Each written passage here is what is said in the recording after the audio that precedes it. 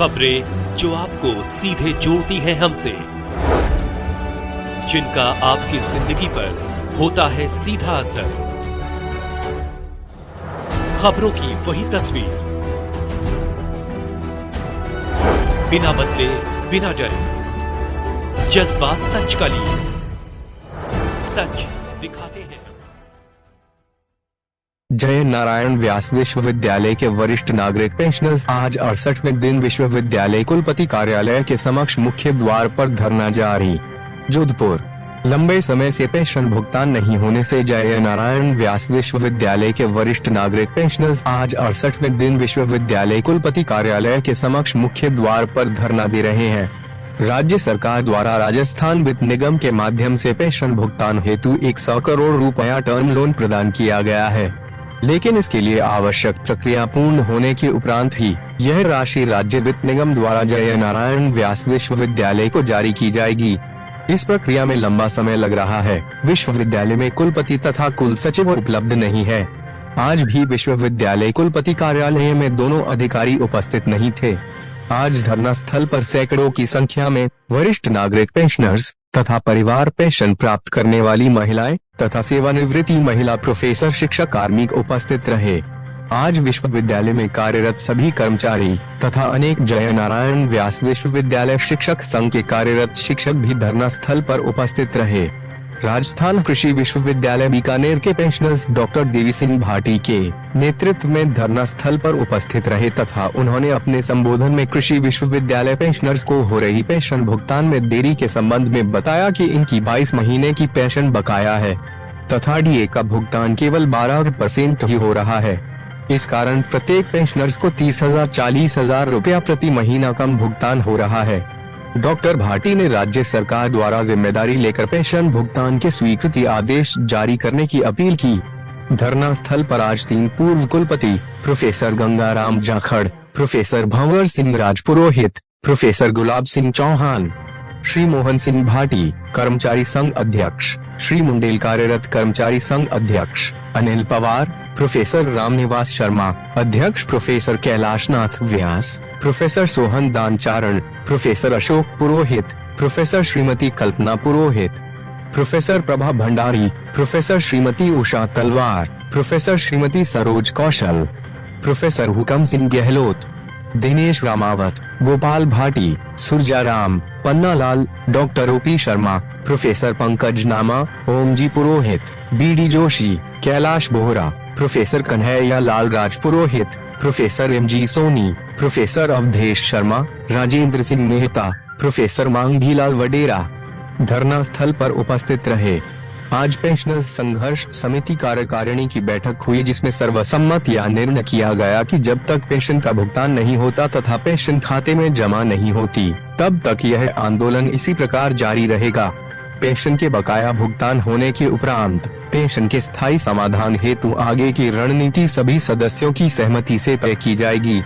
आज राजस्थान विश्वविद्यालय कार्यालय कुलपति मुख्य द्वार पर संपूर्ण राजस्थान के राज्य वित्त पोषित विश्वविद्यालय पेंशनर्स फेडरेशन द्वारा जय नारायण व्यास विश्वविद्यालय पेंशनर्स के समर्थन में तथा पेंशन के स्थायी समाधान एवं राज्य सरकार द्वारा पेंशन भुगतान की जिम्मेदारी लेकर स्वीकृति आदेश जारी करने के लिए विशाल धरना प्रदर्शन किया गया, जिसमें करीब 1000 वरिष्ठ नागरिक पेंशनर्स सम्मिलित हुए और सभी उपस्थित पेंशनर्स ने एक मत से राज्य सरकार को गुहार लगाई कि राज्य सरकार जय नारायण व्यास विश्वविद्यालय तथा राजस्थान के सभी कृषि विश्वविद्यालय के पेंशनर्स की पेंशन की बकाया राशि का तुरंत भुगतान करें तथा राज्य सरकार द्वारा भविष्य में पेंशन भुगतान की जिम्मेदारी लेकर कॉलेज शिक्षा निदेशालय के पेंशनर्स कार्मिक शिक्षकों की भांति पेंशन भुगतान करने के स्वीकृति आदेश जारी किए जाएं।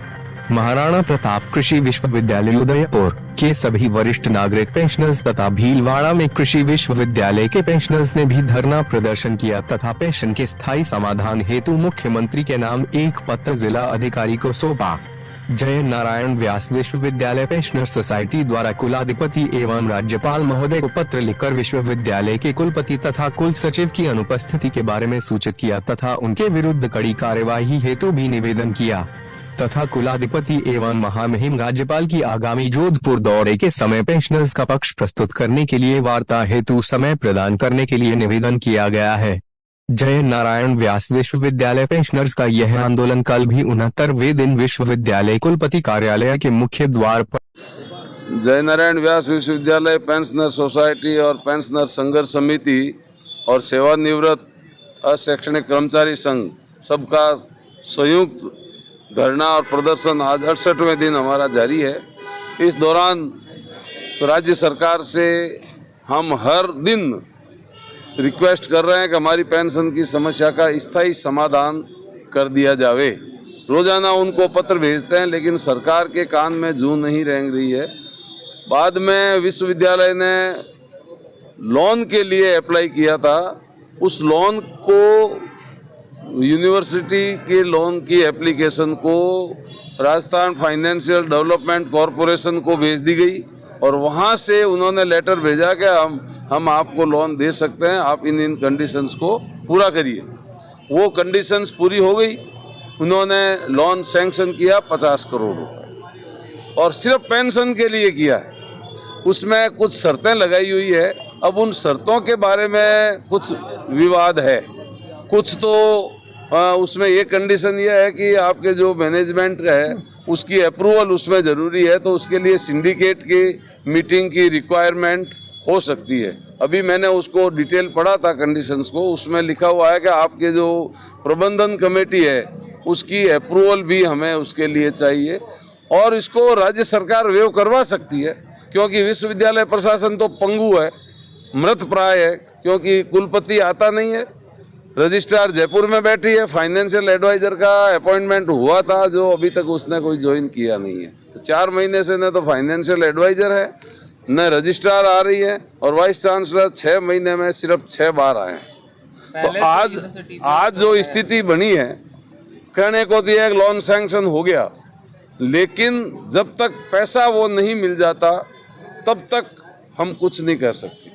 उसमें 1 दिन भी लग सकता है, 4 दिन भी लग सकते हैं, लेकिन उसके बावजूद भी हमारा धरना और प्रदर्शन यथावत रहेगा क्योंकि हमारी डिमांड ये नहीं है कि हमारी आज की जो मांगे हैं वो पूरी कर दी जाए।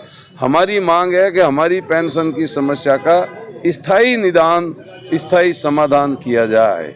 और यही बात हमने कल जब गजेंद्र सिंह जी शेखावत से मिले थे, उनको हमने धन्यवाद दिया कि आपने लोन तो सैंक्शन करवा दिया जिससे हमारी तात्कालिक समस्या का समाधान तो हो जाएगा, लेकिन हम आपसे निवेदन करते हैं कि आप हमारी समस्या के स्थायी समाधान के लिए भी उसी तरह से हमारा सहयोग करें जिस तरीके से आपने लोन देने के लिए